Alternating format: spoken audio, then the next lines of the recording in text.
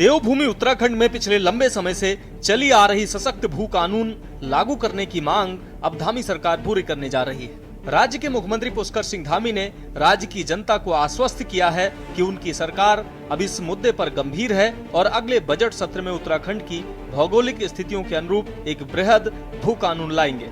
मुख्य सचिव की अध्यक्षता वाली प्रारूप कमेटी इस पर काम कर रही है। वहीं मुख्यमंत्री पुष्कर सिंह धामी ने उत्तराखंड में निवेश करने वालों को बिल्कुल भी परेशान न होने की सलाह दी है।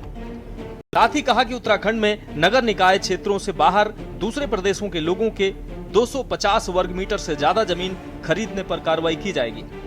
जांच के बाद ऐसी जमीन सरकार में निहित कर ली जाएगी। वहीं सीएम धामी के इस ऐलान के बाद विपक्ष ने सवाल खड़े करने शुरू कर दिए हैं। आपको बता दें कि उत्तराखंड में सख्त भू कानून लागू किए जाने की मांग की जा रही है। इसके लिए मूल निवास भू कानून समन्वय संघर्ष समिति ने 29 सितंबर को ऋषिकेश में विशाल स्वाभिमान महारैली का फैसला लिया है। वहीं समिति के संयोजक मोहित डिमरी का आरोप है कि जब भी भू कानून मूल निवास को लेकर आंदोलन होने वाला होता है, ठीक उससे पहले सरकार इस पर बयान देकर आंदोलन को कमजोर करने की साजिश कर रही है।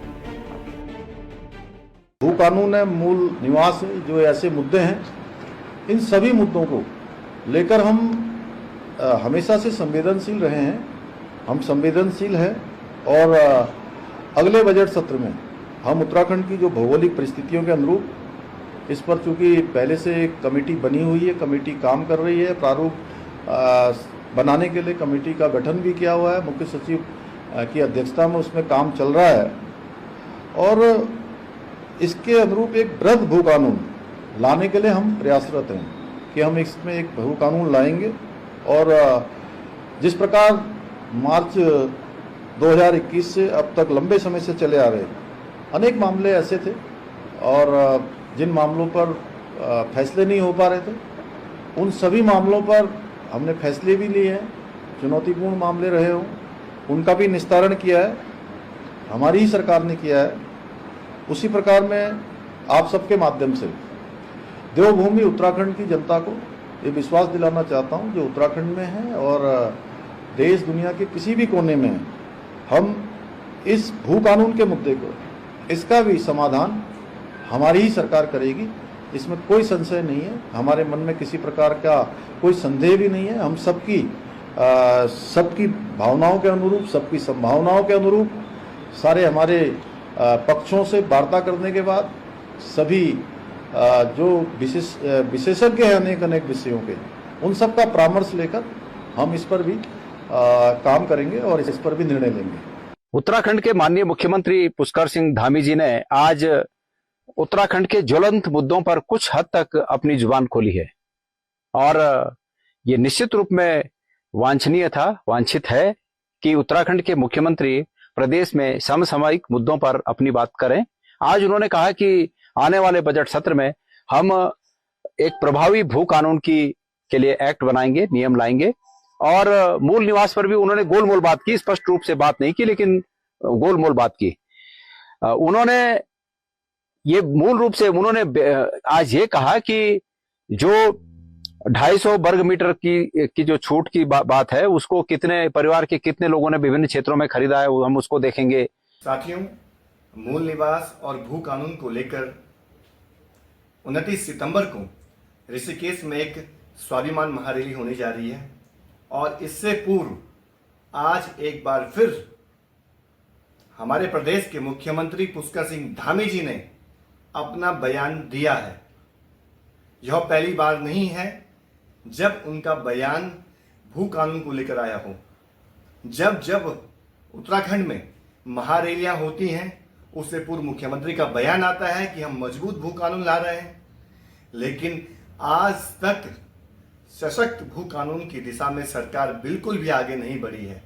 हम तो उम्मीद कर रहे थे गैरसैंण में जो विधानसभा सत्र हुआ वहां पर मजबूत भू कानून आएगा, मूल निवास 1950 को लेकर विधेयक पारित होगा, लेकिन वहां पर जब हमने देखा मंत्री विधायकों ने अपने वेतन भत्ते बढ़ाए, लेकिन मजबूत भू कानून और मूल निवास 1950 की बात नहीं हुई।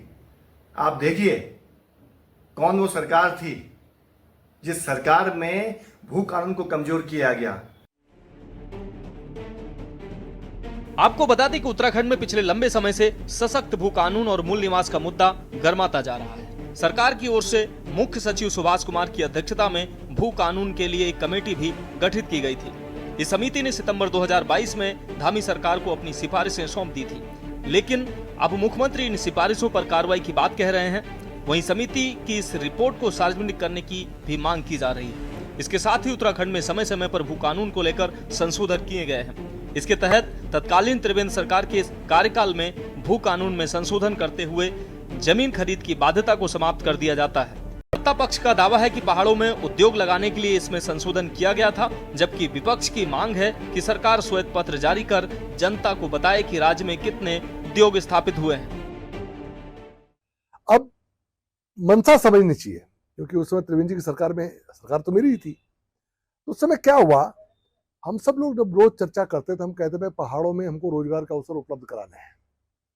तो पहाड़ों में अगर हमको उद्योग ले जाने हैं, पहाड़ों में हमको वेलनेस सेंटर्स ले जाने हैं, पहाड़ों में हमको सोलर पावर प्लांट लगाने हैं, पहाड़ों में हमको फूड प्रोसेसिंग यूनिटें लगानी, ये सब चीजें लोगों के जहन में भी रहती हैं कि पहाड़ का जब औद्योगिकरण होगा तो वहाँ रोजगार के अवसर बढ़ेंगे और वहाँ के लोगों को रोजगार मिलेगा। ये हमारा एक दृष्टिकोण रहता है।